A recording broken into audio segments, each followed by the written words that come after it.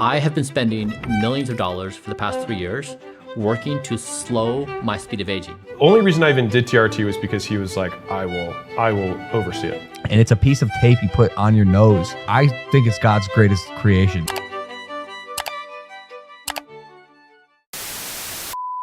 Has biohacking gone too far? One of the best things to come out of the internet in the recent years is the production of self-improvement content and the young men who are just eating it up. From creators like Hamza, Andrew Huberman, and even Reps and Redemption.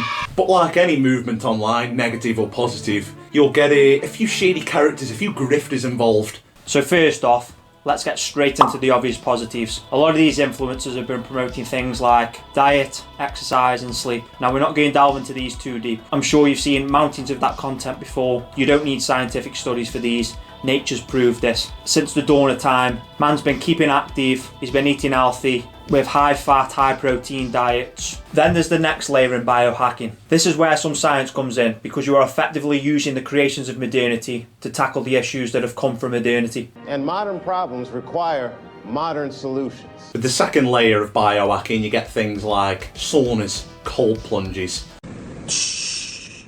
supplementation. There's been a multitude of studies carried out on each, and there's clear benefits and no real negative side effects so long as you do it correctly. And by I mean do it correctly, I mean not spending 5 hours in the sauna and coming out like what's the lobster off SpongeBob called? I'd never watched SpongeBob, mate. I am shutting the channel down. Taking the case of saunas, widely used for sporting activities, and the Scandinavians have taken them on, and it is a regular part of their life there. And there's no real negative to having this in your life, so long as done correctly and so long as you watch SpongeBob. When there's loads of unnatural toxins in the environment, and not even the tap water is safe to drink because of things like microplastics and estrogenics. Straight fresh. You can make fresh tap? This is where things like saunas do have to come in. These are things, no matter where you live in the world, you are going to struggle to escape these. So you are going to need some sort of supplementation or some sort of quote-unquote biohacking to get around these problems that have been forced upon you. Do you know what I mean? Using the sauna to sweat out all that bad juju and that. Yo, excellent point, well made. Check me out on that one, brother. There's still a little bit of online debate when it comes to supplementation and things like nose strips, you know, the little biohacks. But worst case scenario, you waste a tenner on first man's fancy supplement and you're no worse off. Okay, guys. Okay then, guys, welcome back. But then there's a darker side to this when you've got a multitude of Silicon Valley millionaires throwing trillions in an effort to extend their life. The most notable one of these at the minute is Bryan Johnson, and is now spending, by his estimation, $2 million a year in the efforts and pursuits to live longer. Now, if Bryan wants to be a human science experiment, then so be it. He is free to do so, and I doubt he'll listen to Reps or Redemption. But I don't know about you, brother. When you're taking blood transfusions off your son, this is a guy, yeah, who says that he's got the boner of an 18-year-old. Now, how old is son? 18. Guys, come on The now. first thing when I saw him say that on the Diary of a CEO was, how does he know what the bone of an 18-year-old is like? Why does that do some extensive research, clearly? Are the studies already there?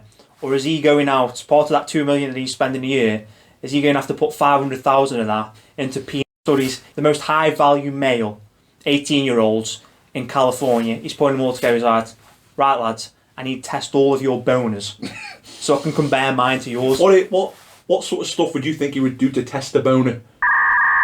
I haven't really thought of it like that, mate. Yeah, exactly. For 2 million, yeah, I'm thinking he's got a database that checks exactly when a person turns 18. So the second their 18th birthday, boom, they get a letter from Bryan Johnson. Listen, you are a really sexy boy. You just turned 18. Can we do some tests on your boner? The thing is with LA and that, yeah, you've got your 18th birthday, you're getting a $10,000 reward from Bryan.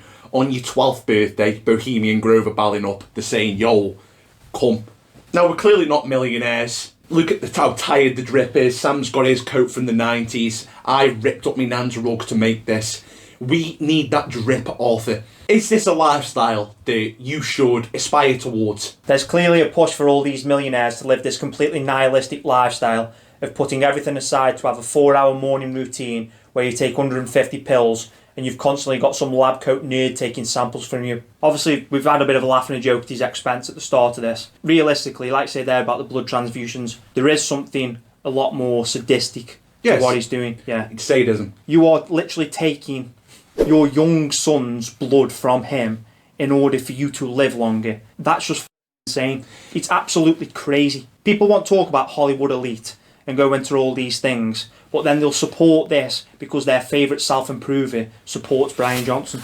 It's probably the weirdest thing I've ever heard. It's like when everyone was dunking on Sandra Bullock for rubbing jizz in her face to get rid of some wrinkles. I can completely understand as to why she was getting the flack. Yes, that's what I'm saying. It's crazy. People will dunk on her straight away. Why? Because they think Sandra Bullock, Hollywood, elite. It flashes back things in the mind. Jeffrey Epstein, Harvey Weinstein. Yeah. But because Bryan Johnson's doing it, and he's doing it under the illusion of science, and he's going on popular podcasts like The Diary of the CEO, all of a sudden he gets a pass for it. Honestly, if you look at him just from aesthetics purpose, he says he's got the body of a 40-year-old. That man looks way more haggard than, say, a Sandra Bullock. He looks like a 25-year-old runner. It isn't natural. No, he I doesn't don't care really. what these lab coats are saying. I don't care what his samples are saying, his jizz samples, his erection samples. Brother, you don't look as young as you're saying. It looks like garbage. It's like Rogan says. He just looks like your standard fit 40-year-old, and he looks weird while doing it. Normie's like the guy who he's chilling with on that podcast will be in awe of someone like that, like, oh my god, look how good this guy looks at 40. Brother, he looks like he eats soy every day, every meal. He looks like your ball sack when you've just pulled up for the 7th time today. Is science gone too far? Then, like everything on the internet, there's a trickle-down effect. One person sees that this content's popular and people are clicking to Bryan Johnson, so everybody wants him on the podcast. And then you've got the Juice Monkey Logan Paul on podcasts telling you straight-faced how he plans on living to 120 while he pedals prime down children's throats. They do it for clicks and views as opposed to anything real, as opposed to anything serious. Then you also have the trickle down into the self-improvement. People see that Bryan Johnson's becoming popular. They realise that they've completely burnt out all of the content that they used to do. They've covered diet, sleep, exercise and what there is to cover on that. They need a new thing to talk about. They need new supplements, Sal. So when he's coming out and saying, well, I take 150 pills, they're obviously going to be pushing Bryan Johnson along with it. It suits their bottom line ultimately. The natural should be done as much as you can. The age-old formulas, I mean, we've all seen the picture of Ulysses chilling in the cold plunge with Joe Rogan. These things have been around for thousands of years, and it's proven, it's tried, it's tested. Stick to the natural as much as you can. Hey, look, y'all really think he look like Steve Harvey? Huh?